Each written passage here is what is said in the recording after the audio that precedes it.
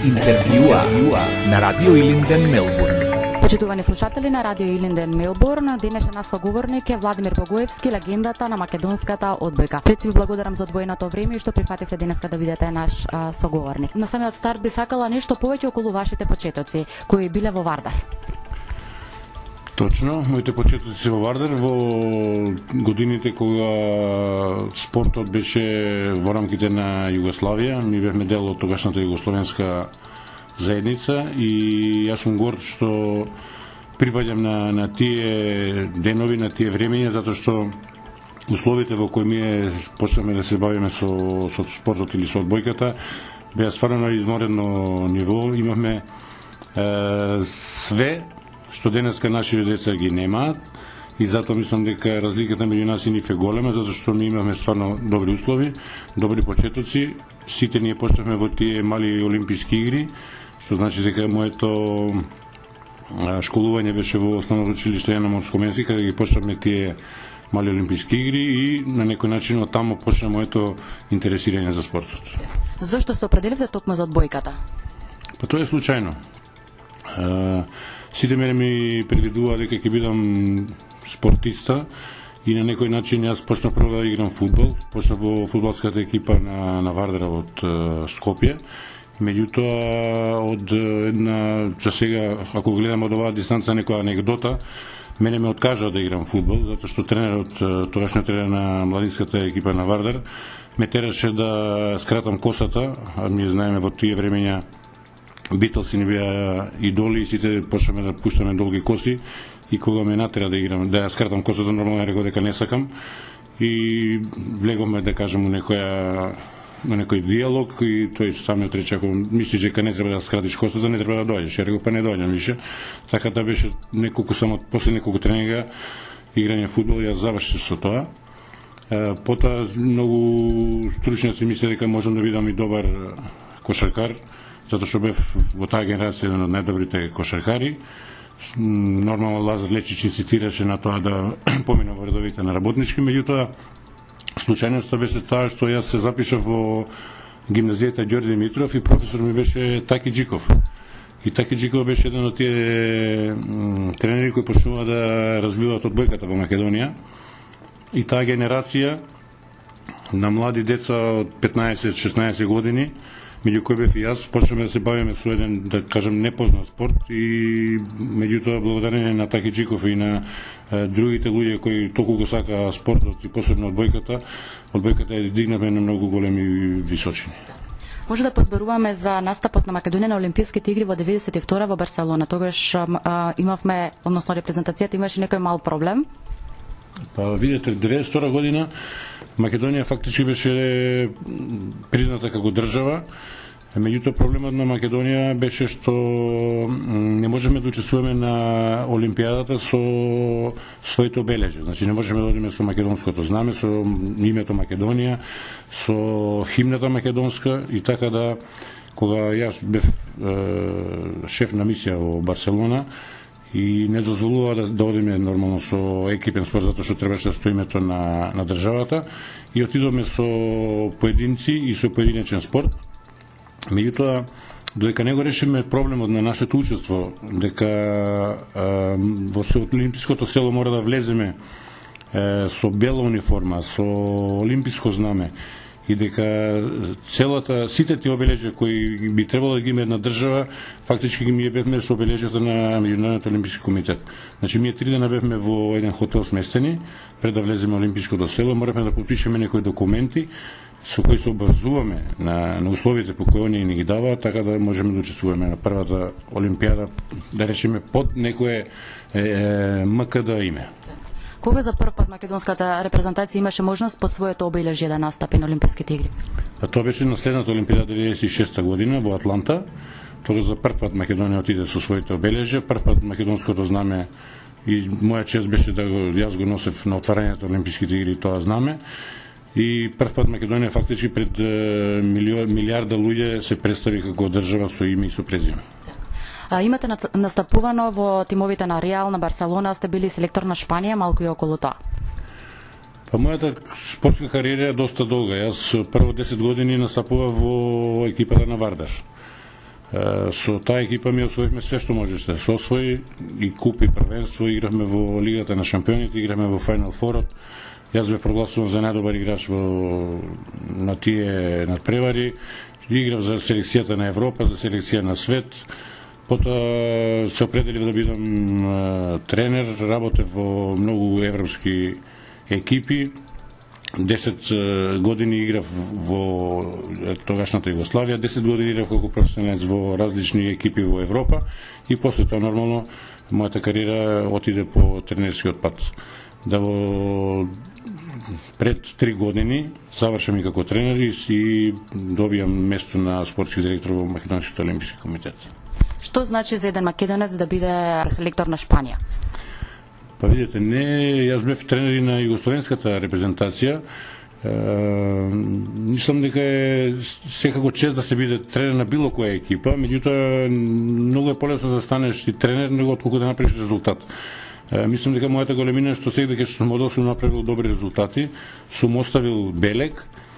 Ако сум работел во Шпанија многу години, ја живеев во Шпанија, во еден момент кога екипата на Шпанија стана европски првак, 6 спортисти или 6 играчи од 12 кои беа на тој список беа мои играчи.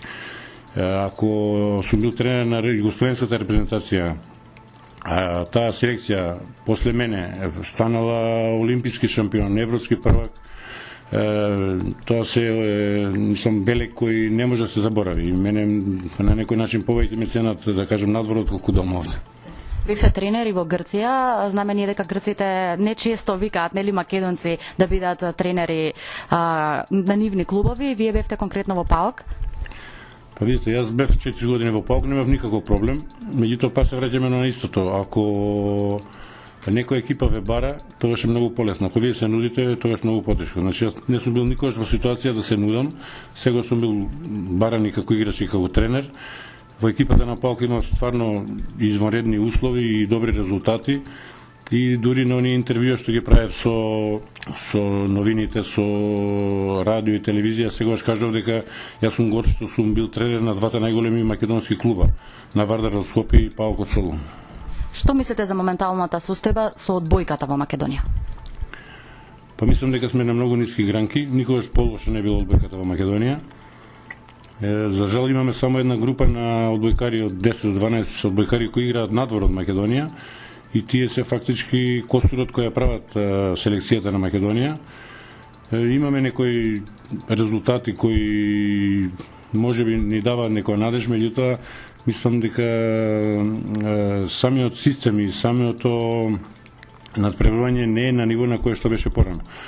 Значи, одбојката како и сите спортови треба да направат една добра стратегија, затоа што ја како спортски директор можам тоа да го тврдам дека во Македонија не постои стратегија за спорт.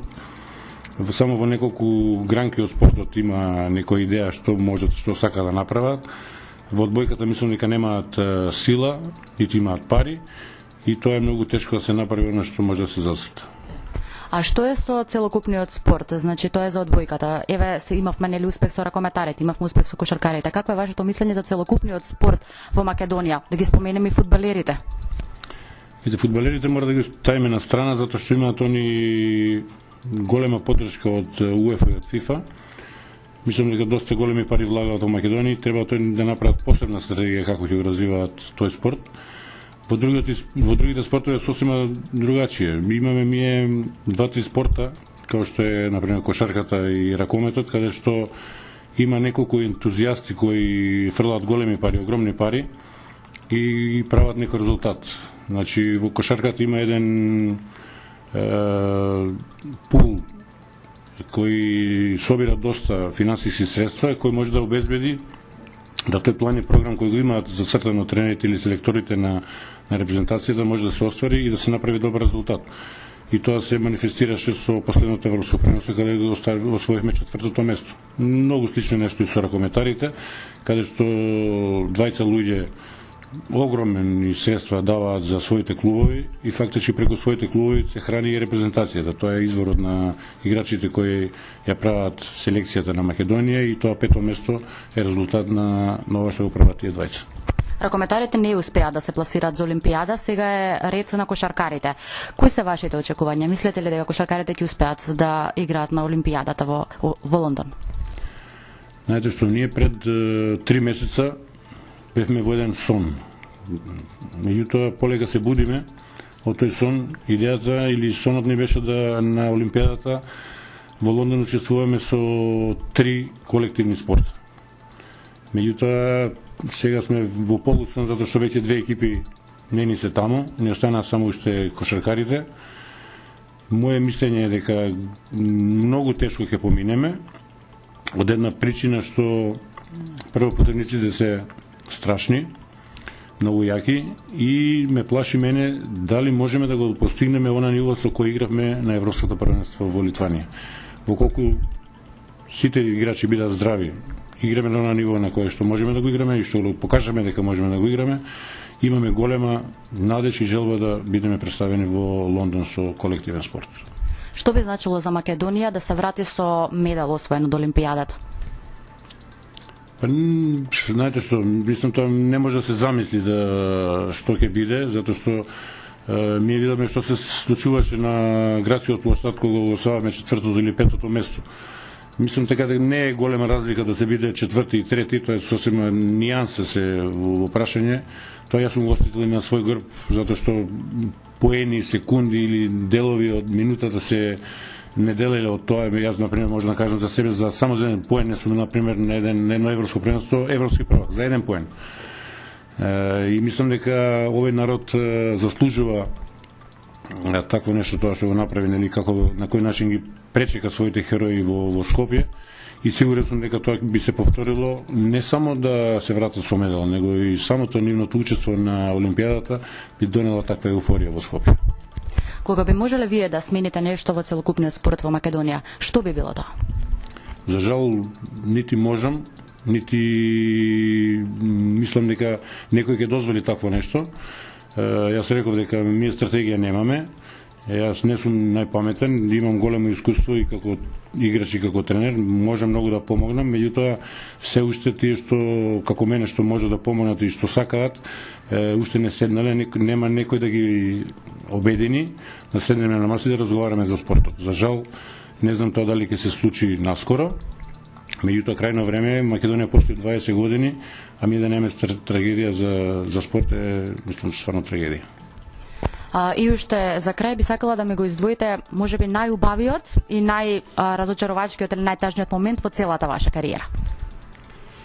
Па не би можел да кажам баш еден момент кој би бил можеби првата моја медала, првиот медал кој го освоивме на Европско првенство, затоа што јас бев еден млад спортист од Македонија кој му се даде шанса да игра на едно европско првенство.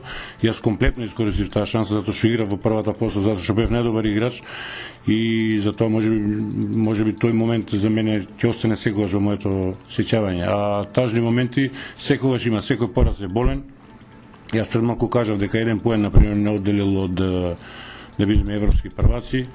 Многу надпревари што се губат за нас спортистите се болна точка, меѓутоа вие гледате денеска спортот преминува некои граници, влага во некои димензии каде што не можеме више да размислуваме на она што станало и на она пораз што се десло само пред неколку часа, затоа што пред нас е многу нови надпревари, така да таа динамика не дозволува да мислиме на она што поминало. Секогаш мора да мислиме на она што следува. Господине Богоевски, ви благодарам што одвоивте време и што бевте денеска наш соговорник. Ви благодарам вас.